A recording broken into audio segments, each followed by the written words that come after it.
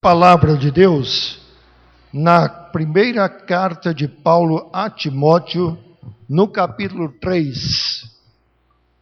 Timóteo, capítulo 3. 1 Timóteo, capítulo 3. Verso 14 e 15. 1 Timóteo 3, verso 14 e 15. Acompanhe a leitura, por gentileza. Escrevo-te estas coisas, esperando ir ver-te em breve, para que, se eu tardar, fique ciente de como se deve proceder na igreja de Deus, que é a igreja do Deus vivo, coluna e baluarte da verdade. Como se deve proceder na igreja de Deus, que é a igreja do Deus vivo, coluna e baluarte da verdade. Deus amado, obrigado mais uma vez pela oportunidade de estarmos aqui e também de lermos a santa palavra do Senhor, que nos dê a graça de sermos usados pelo Senhor, como há pouco cantamos: usa-me, Senhor, quebranta-me, Senhor, transforma-me, Senhor, pela Tua palavra. Assim oramos no nome de Jesus. Amém. Amém. Igreja do Deus vivo, coluna e baluarte da verdade. Amém. A vida cristã tem seus objetivos e desafios ao longo da história. Talvez, esses tempos atuais sejam bem mais difíceis de viver a vida cristã do que os tempos de perseguições imperiais, época em que a igreja ainda era incipiente, ou seja, no início da história da igreja. Nós aprendemos pela palavra de Deus, e isso foi muito bem reforçado, terça-feira próxima passada, com o pastor Roberto Mouzinho, dando a sua palavra aqui para as famílias, nesse local, uma ênfase muito pertinente de a palavra de Deus como sendo regra única da nossa fé e também de nossa prática, ou seja, do nosso modo de viver. Cada momento da história universal, cada momento da história, existe os seus desafios. Cada momento é também o seu momento da história. Em outras palavras, você não viveu na Idade Média, você não viveu no início da história do cristianismo, você está vivendo no nosso tempo atual. Tanto aqueles que viveram no início da história da igreja, como os que viveram no período medieval ou moderno, como os de hoje, todos têm o seu tempo de viver, a sua época e também a sua história. Paulo, quando escreveu a Timóteo, era um momento, meus irmãos, que ainda não havia se escrito toda a palavra de Deus, toda a Bíblia ainda não estava escrita.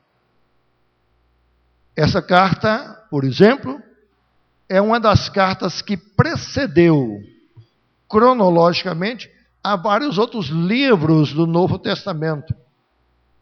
Então, Paulo, como apóstolo de Deus, de Jesus Cristo, representante de Jesus na terra, daí o significado da palavra apóstolos, era esse. Então, Paulo é autor de 13 ou 14 livros do Novo Testamento, entre eles, esta primeira carta a seu filho na fé, chamado Timóteo, que era também um jovem pastor. E naquele tempo, Paulo escrevia alguns livros, escrevia algumas cartas que depois tornaram-se parte de das Sagradas Escrituras. Então, a igreja dependia muito, na época, da presença do apóstolo para falar-lhes. E Paulo, então, sabendo de Timóteo, um pastor fiel, mas um pastor ainda muito jovem, carecendo de algumas experiências, ele diz: eu mando uma carta dizendo para ele, que é essa carta que nós lemos, dizendo o seguinte: escrevo-te essas coisas, esperando em breve ver-te. Em breve eu chego aí. Para que eu escrevo e para que eu espero ver-te breve. É o que diz o versículo 15. Para que, se eu tardar a estar com vocês, se eu tardar a chegar aí, você fique ciente de como se deve proceder na igreja de Deus. Bom, irmãos, havia diversos problemas que Paulo tinha detectado na igreja em que Timóteo pastoreava, e que ele sabia que a sua experiência e a instrução do Espírito Santo através de sua instrumentalidade seria muito útil. Entre essas coisas, você pode voltar os olhos a um texto sagrado, é a forma como a igreja deveria escolher os seus líderes, particularmente os seus presbíteros, que são aqueles que, juntamente com Timóteo, haveriam de pastorear o rebanho de Deus. Mas existiam outras coisas também que eram pertinentes na época. Entre elas, as inovações de doutrinas, a inserção de pensamentos que não eram bíblicos, nem muito menos cristãos. Eram pensamentos doutrinários do qual vinham à mente das pessoas que não apenas estavam no mundo, mas que também estavam na igreja. E que deixavam as pessoas, de um certo modo, assim, titubeando, se devia ou não devia fazer isto, se devia ou não devia proceder dessa maneira, ou fazer aquilo outro. Esses assuntos, vocês hão de convir, que ainda hoje são pertinentes na nossa vida. Nós ficamos, às vezes, um tanto perplexos e, às vezes, com dificuldade de analisar: devo ou não devo pensar ou fazer isto ou aquilo outro. Então ele disse: eu espero ver vocês muito em breve, Timóteo. Mas se eu tardar, eu estou escrevendo para que você saiba como a igreja deve proceder. Muito bem. Como você deve proceder, como a igreja deve proceder. Mas ele esclarece muito bem o que é a igreja. A igreja é a igreja do Deus vivo, coluna e baluarte da verdade. Bom, essa carta foi escrita. Nós temos a palavra. E há pouco cantamos que Deus, fizemos uma oração, usa-me. E à medida que Deus vai me usar, é quando a palavra de Deus for transformando a minha vida. Deus te usa, Deus me usa, Deus nos usa à medida que somos transformados pela palavra do Senhor. E agora, nós não precisamos que Paulo venha a nós pessoalmente, isso seria impossível. Nós não precisamos que ninguém seja instrumento de Paulo para fazer um documento psicografado, que nem cremos que isso seja de Deus. Nós não esperamos nenhum tipo de coisa dessa natureza. Nós esperamos que a própria palavra de Deus, a Bíblia Sagrada, ela norteia a vida da igreja, a nossa vida, a minha vida também individual, de como eu devo proceder, não apenas na igreja, mas como eu devo proceder também diante de todas as demais situações e de todos os outros ambientes, como, por exemplo, o mundo. Isto é pertinente, isto é atual. Agora, há pouco eu fiz uma afirmativa dizendo que provavelmente os tempos odiernos, pós-modernos, sejam os tempos mais difíceis de viver de acordo com a palavra de Deus do que mesmo os tempos quando toda a palavra de Deus ainda não estava escrita. Acredita? É sim. Porque agora, irmãos, nós não temos a desculpa de dizer eu não sabia. Deus ainda não me falou. Como não falou? Ele já deixou a sua palavra. E nas Sagradas Escrituras há tudo quanto é necessário para que eu saiba viver, para que eu saiba como falar, para que eu saiba como me portar e como me relacionar com o mundo, com as coisas do mundo, com os irmãos, com a igreja, com a família, com o cônjuge, com os filhos e tudo mais. Embora a Bíblia não seja tão detalhista sobre cada uma dessas perspectivas, a Bíblia, no entanto, o que diz é o suficiente para que saibamos nos portar como igreja de Deus, que é coluna e baluarte da verdade. Os tempos modernos, ou melhor falando, os tempos pós-modernos, do qual tanto o nosso irmão, pastor Roberto Mouzinho, terça-feira próxima passada falou.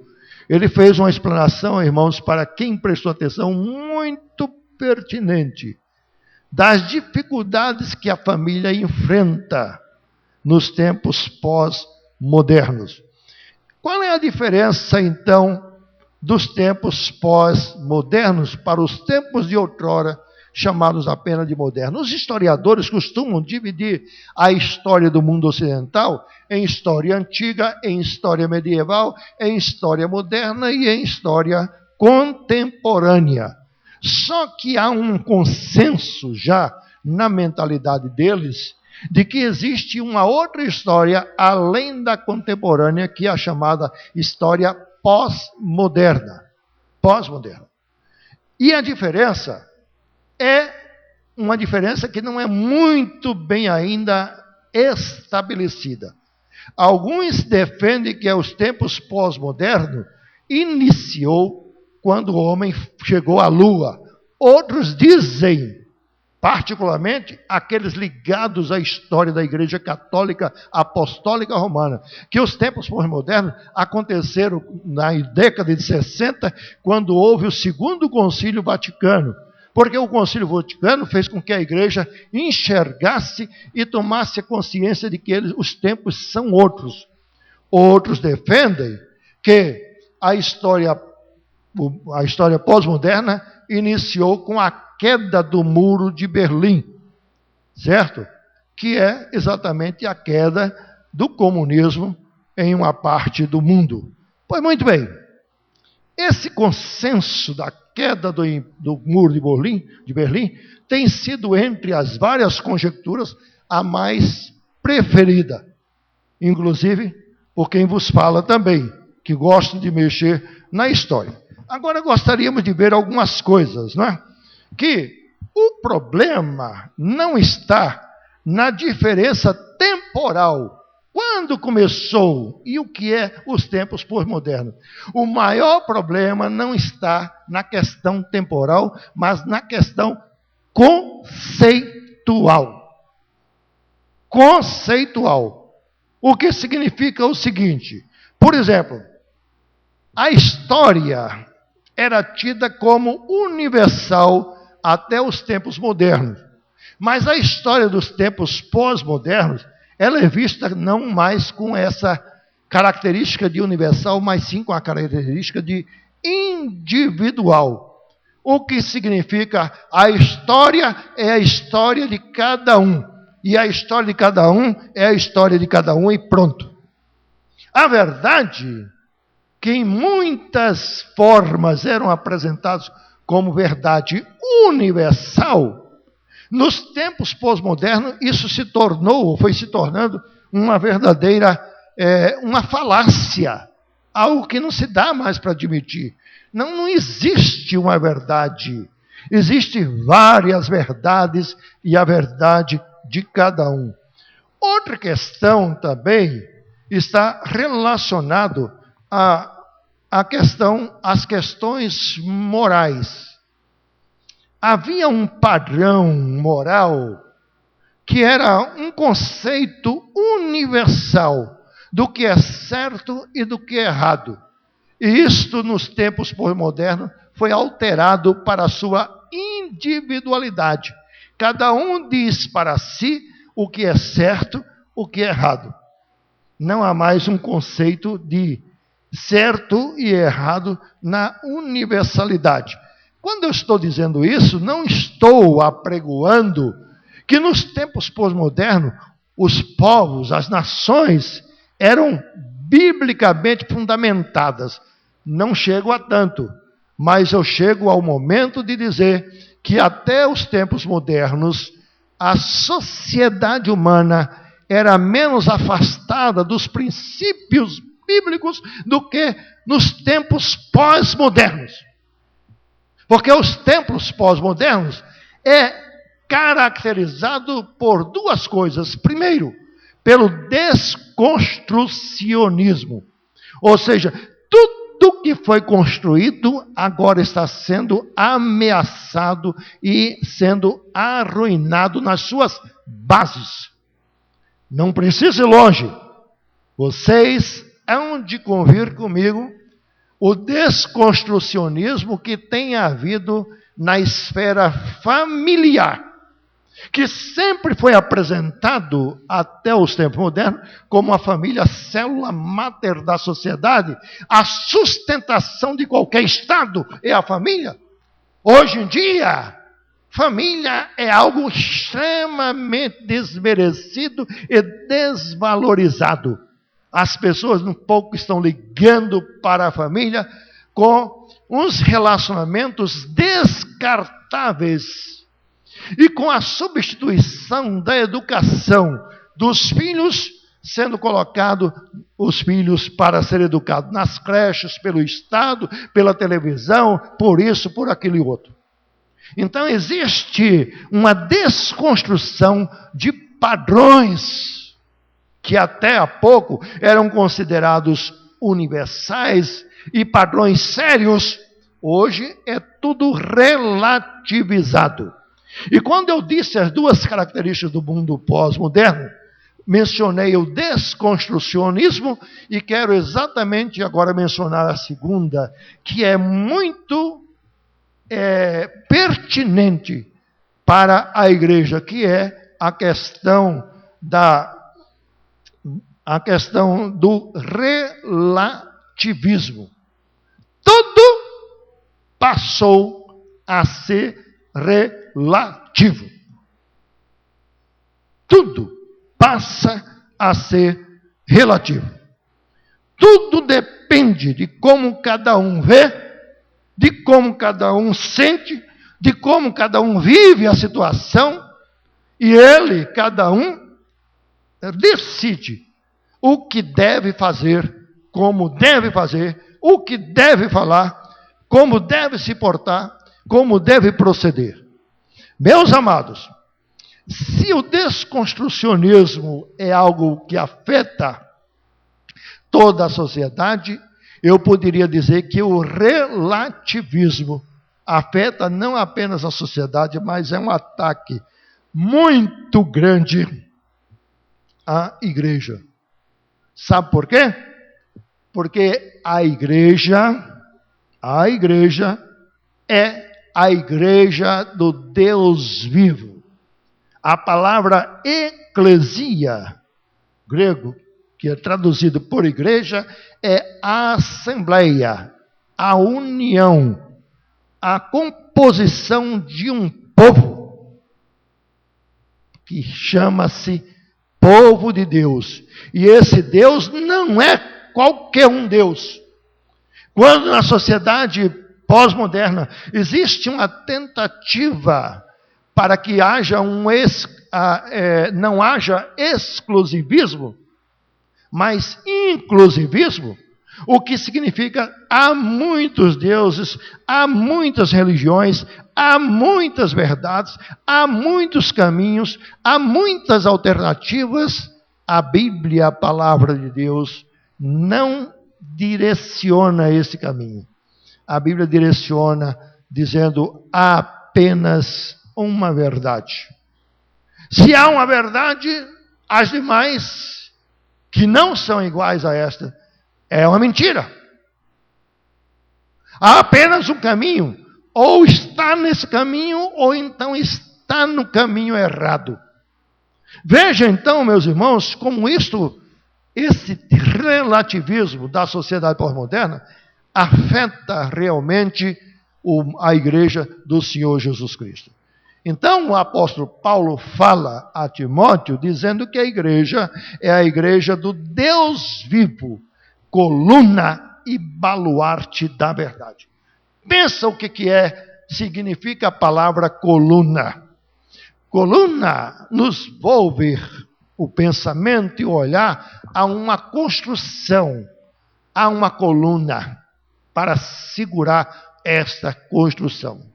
Baluarte significa um critério de defesa, um mecanismo de defesa para que a coluna e a construção não venham a ruir. A igreja é isso aí na conceituação da palavra de Deus do Novo Testamento do apóstolo Paulo.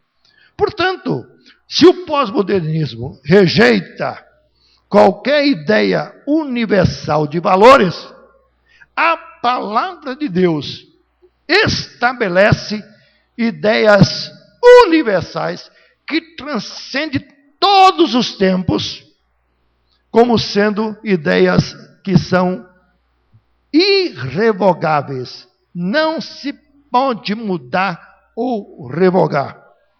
Tá bom? Então, não vale pensar, como muitos dizem assim, esta é a minha verdade, portanto eu não tenho que discutir com você. Bom, tudo bem. Você não precisa discutir comigo, você não precisa discutir com quem é da igreja do Senhor Jesus Cristo. Mas o que é da igreja do Senhor Jesus Cristo, discutindo ou não discutindo, ele sabe que a verdade é a palavra de Deus. Quem deve reger a sua vida é a palavra de Deus. Ele, como parte da igreja, ele sabe que a igreja é uma coluna na defesa dessa verdade. É um baluarte para que essa verdade não venha a ruir. E isso, meus irmãos, foi no passado, e é no presente, e será até o dia em que Jesus levar a sua igreja deste mundo. Tá bom? Então, as pessoas também dizem assim, você não tem o direito de julgar, ou quem é você para julgar? O problema não é eu julgar, ou você julgar.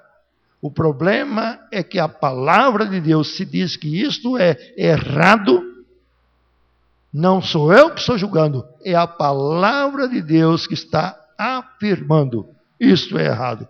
Portanto, esta palavra é a autoridade para a nossa vida. Queridos, isto sacode, isto afeta, isto agride a mentalidade em geral dos homens tidos como, às vezes, intelectuais, que defendem no pós-modernismo, esta relatividade. Tudo é relativo.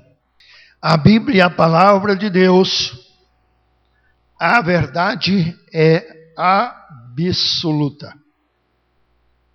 O relativismo diante da Bíblia é insustentável. É insustentável. A Bíblia apresenta a história. Deus como Criador. A Bíblia apresenta 3 grandes verdades nessa história: criação, queda, redenção. Esta deve ser a cosmovisão, a visão ampla e sedimentada de um verdadeiro cristão. A Bíblia apresenta a história constituída de criação, de queda e de redenção. Deus criou tudo. Tudo. Absolutamente tudo. E fez o homem. Deus fez o homem. O homem não é um produto do acaso, o homem não é um produto de uma ameba que se desenvolveu e blá, blá, blá. Não há evolucionismo. A Bíblia é categórica no criacionismo. Deus criou o homem e o criou à sua imagem e semelhança. A queda, os nossos pais, os primeiros, pecaram. Portanto, rebelaram-se contra Deus, mas a rebelião não é um problema apenas de Adão e Eva quando estavam lá no paraíso e foram expulsos. O problema é de toda a sociedade humana, de toda a raça humana. Porque com Adão, toda a sua geração caiu com ela. Não nasce homem bom. Todos nascem já pecadores. Uma natureza inclinada totalmente para o mal. Uma natureza rebelde. E isso se apresenta através mesmo na infância. Na infância, a criança já mostra a sutileza da sua rebeldia de diversas formas. Então, essa rebeldia não é apenas dos nossos pais, é também nossa. Por isso a Bíblia diz, Romanos 3:23, pois todos pecaram e destituídos estão da glória de Deus. E em Romanos 3:10 diz, não há na terra um que não seja pecador. Não há um justo sequer. Não há quem seja bom. Então isso contraria realmente muitos e completamente o pensamento dos homens pós-modernos que se acham bons, que se acham dotados do arbítrio de fazer o bem ou de fazer o mal. São inclinados ao mal. E muitas vezes o bem que fazem apenas por uma projeção pessoal ou interesseira. No fundo, há uma maldade. Pois não, todos são pecadores, não é? Mas a mesma Bíblia que fala que os homens são assim, ela também está dizendo que Deus criou todos os homens, mesmo tendo se tornado mal. Todos os homens estão debaixo da autoridade de Deus. Por isso, em Filipenses capítulo 2, verso 10, o apóstolo Paulo diz assim, que todo joelho de todos os homens, dos céus, da terra, também dos anjos, de todos que têm joelhos, um dia se dobrarão diante do nosso Senhor e Salvador Jesus Cristo. O relativismo e a Bíblia são duas coisas antagônicas. O relativismo é insustentável à luz da palavra de Deus. Também, não apenas por causa de sua história, mas por causa de sua verdade, da sua verdade. Deus criou tudo. Deus criou o homem, mas Deus revelou-se ao homem. Deus, que criador, não é um Deus imóvel, não é um Deus que fica distante, um Deus que abandonou o mundo criado. Não, é o Deus que se revelou. Mesmo após a queda dos nossos primeiros pais, de Adão, Deus não abandonou o homem. Ele projetou todo um plano que executou na pessoa do Filho, segunda pessoa da Trindade, Jesus Cristo, para vir ao homem, para vir ao mundo, se tornar homem. E esse modo de Deus se revelar antigamente de várias maneiras foi culminado com a encarnação de Deus na pessoa de Jesus Cristo, homem. E esse homem, Deus, e Deus homem, Jesus Cristo, declarou: eu sou a verdade. Portanto, ele não disse que era uma verdade, ele declarou sendo a verdade. E na sua oração sacerdotal ou intercessória pelo seu povo, conforme o Evangelho de João, Jesus pediu ao Pai que santificasse o seu povo, dizendo o seguinte: santifica-os na verdade, a tua palavra é a verdade. Portanto, não há relativismo, muito pelo contrário, há valores absolutos. A Bíblia é a verdade, o Senhor Jesus Cristo é a encarnação de toda e a culminância de toda a verdade. Portanto, meus irmãos amados, prestem só atenção no que isso pode e deve realmente implicar. Quanto mais você se aproximar da verdade, mais você se aproxima de Deus. Porque Deus é a verdade. Quanto mais você se distanciar de Deus, mais você se distanciará e se distancia da verdade. Porque não há outro caminho senão Jesus Cristo. Ele é a verdade encarnada. E esta verdade não é relativizada. Por isso o apóstolo Pedro, falando aos cristãos convertidos, como aconteceu no dia de Pentecostes e ali em Jerusalém, ele disse: porque debaixo dos céus não há nenhum outro nome estabelecido entre os homens pelo qual importa que sejamos salvos. E o apóstolo Paulo diz isso numa de suas cartas: não há nenhum mediador. Ninguém é mediador. Só Jesus Cristo é o mediador entre Deus e os homens. Não há outra alternativa, meus irmãos. Ontem mesmo foi festejado um dia santo de Nossa Senhora e etc. E canonizados os pastorinhos, não é? Lá de Portugal. Tudo bem, a igreja relaciona os santos, identifica pessoas que tiveram experiências com Deus, que fizeram milagres, etc, etc, etc, etc, com Deus, mas acontece que o que a Bíblia diz é que todo o que recebe a Jesus Cristo, esse torna-se filho de Deus. Não são os que têm visões, não são os que têm outros tipos de experiência, mas quem tem a Cristo é o que faz realmente toda, total e absoluta diferença. Ter ou não ter Jesus Cristo como seu Senhor e Salvador. E a terceira questão e última queremos abordar sobre essa questão do relativismo e a Bíblia como sendo coisas insustentáveis, não é? Não se pode sustentar.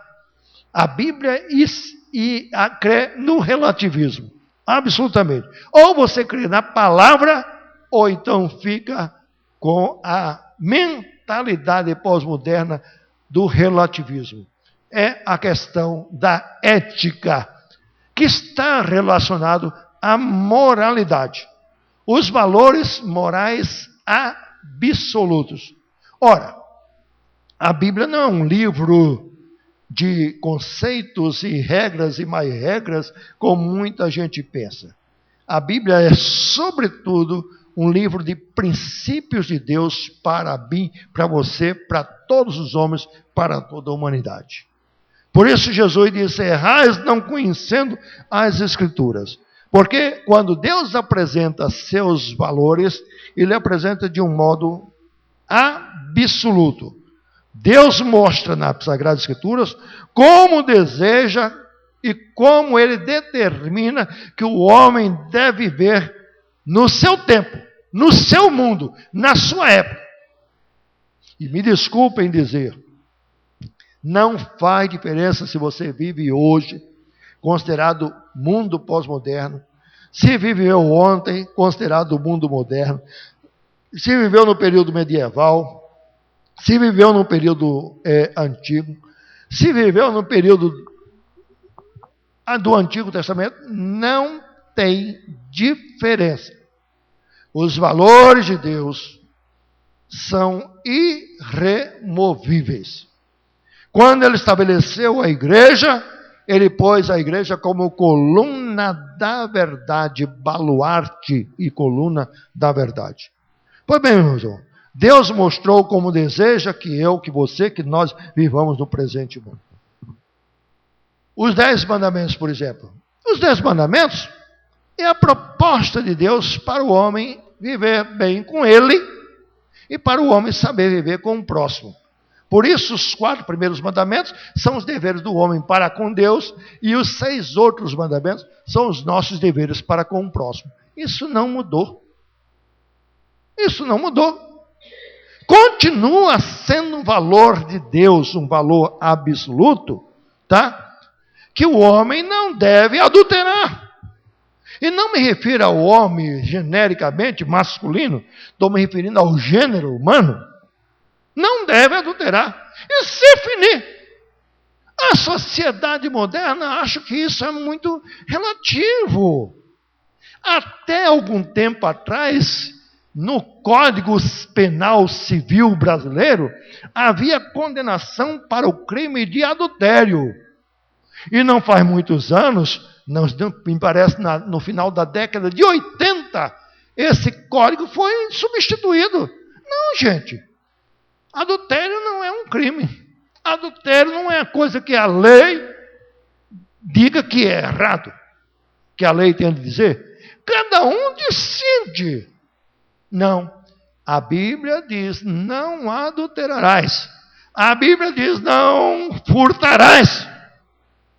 Não é a conceituação de um partido político ou de qualquer órgão institucionalizado pela nossa nação que vai dizer se é ou não é. Se finir. É a Bíblia que diz. Não é a educação moderna que deve dizer se você deve ou não deve disciplinar seus filhos. Está entendendo?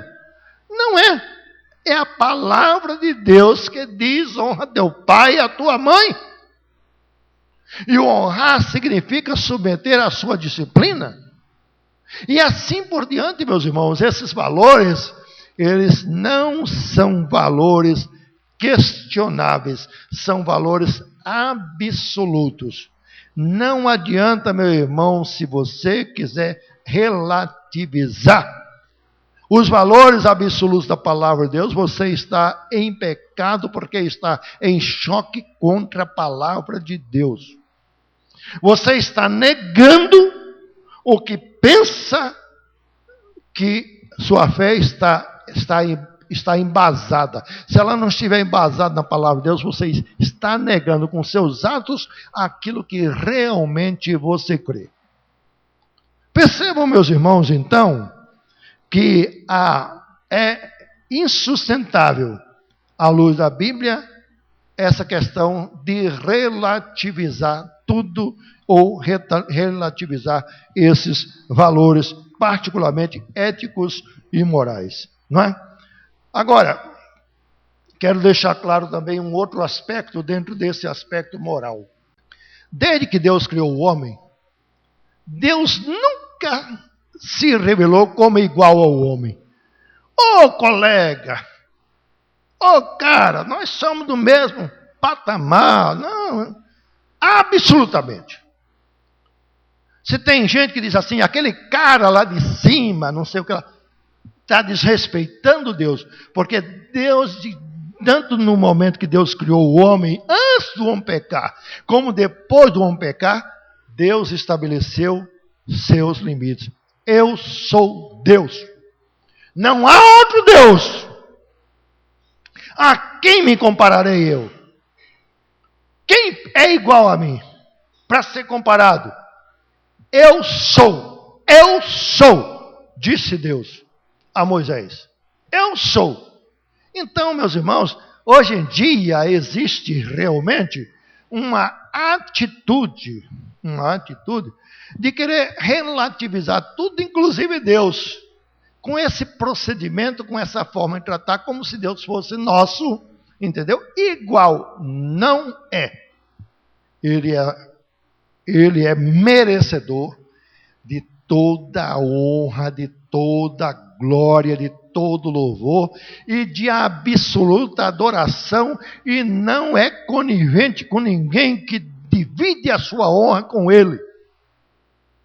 Não é conivente com ninguém que quer adorar outra coisa senão a ele.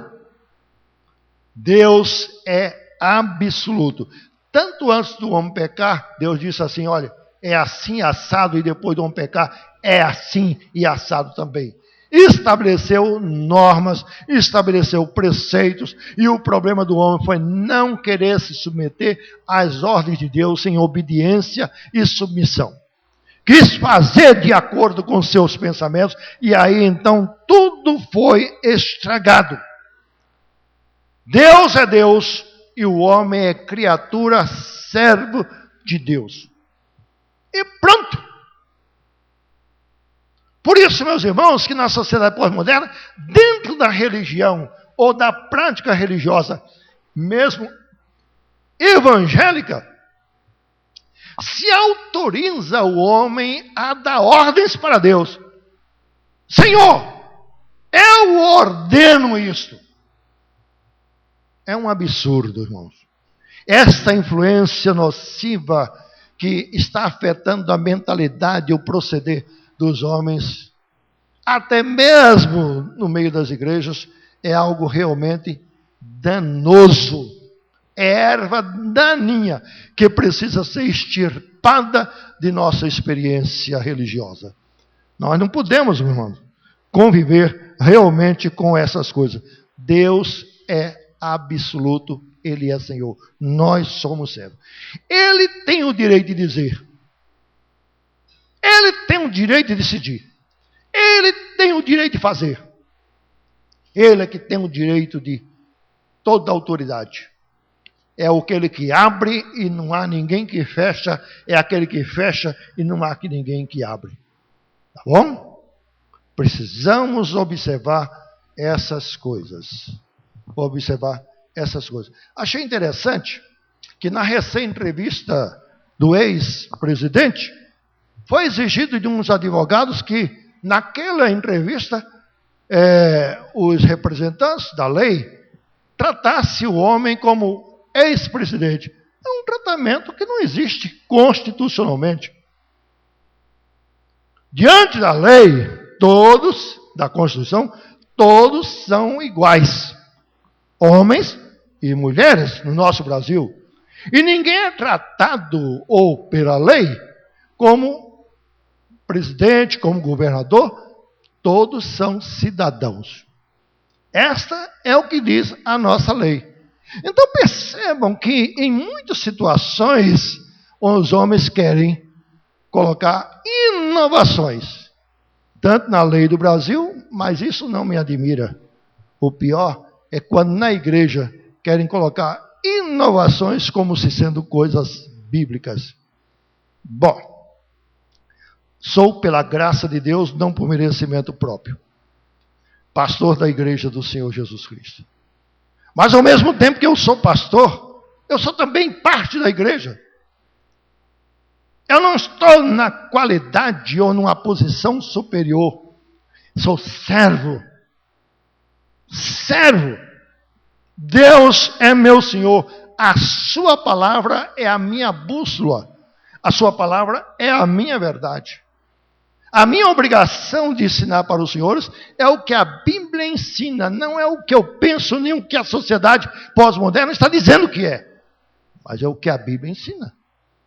Porque para mim, isso são valores. Se a igreja não fizer assim, ela não é baluarte, nem muito menos coluna da igreja do Deus vivo. Ela passa a ser coluna de igreja, sei lá de quê, mas menos do Deus vivo. Porque hoje em dia, meus irmãos, existem igrejas que têm donos. E eu sou pastor de uma igreja cujo cabeça é Jesus Cristo. O Senhor Jesus Cristo, porque a Bíblia diz isso, Ele é o cabeça da igreja. E Stephanie, não posso admitir que nenhum homem, seja lá quem for, em qualquer tempo, no passado ou mesmo no presente, ou venha no futuro a querer tomar o lugar de Cristo. Nós só temos um Senhor, o Salvador Jesus Cristo. Ou eu me porto, ou eu ensino, ou a nossa igreja vive assim, ou ela deixa de ser coluna e baluarte da verdade como igreja do Deus vivo. Como igreja do Deus vivo. Não é a verdade, se não for a palavra de Deus. Certo? A igreja não é a verdade. A igreja é a verdade. Não, a igreja não é verdade. Foi a igreja quem criou a verdade. Também não é verdade. A igreja não criou a verdade. A igreja em si não é verdade. A Bíblia não diz isso. Diz que a igreja do Deus vivo, ela é apenas coluna e baluarte da verdade. Ela não é a verdade. Ela é sustentáculo da verdade. Coluna da verdade. Isso significa, meus irmãos, para concluir, que se a igreja não se dispor diante do mundo a ser firme nas suas convicções, no seu modo de viver, no seu modo de operar, o modo vivendes, o modo operante da igreja, não for de acordo com a palavra de Deus, ela está falhando terminantemente e totalmente no mundo. Por isso houve a reforma protestante. Porque chegou um momento em que houve o brado e dizer assim, chega! Só Jesus é o cabeça da igreja e só a Bíblia é a palavra de Deus. E só a fé no nosso Senhor Jesus Cristo é realmente o suficiente.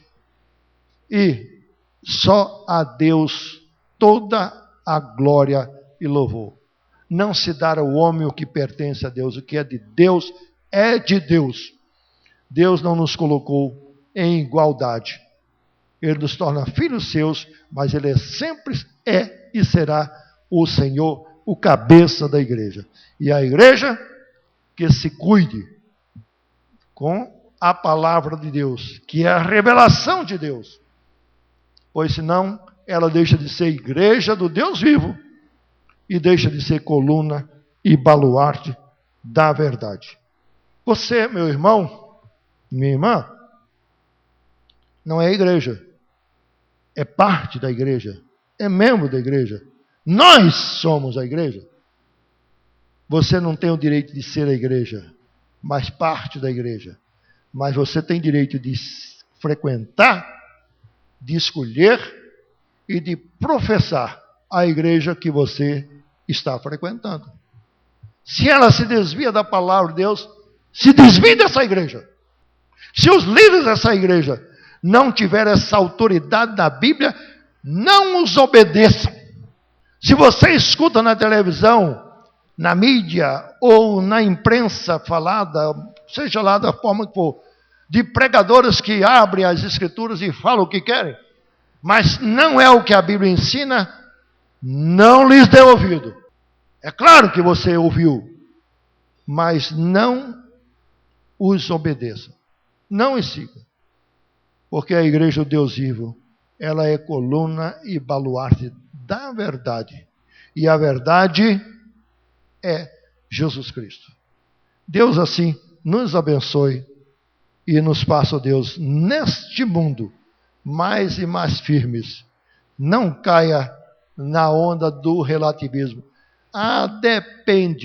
Depende de quê?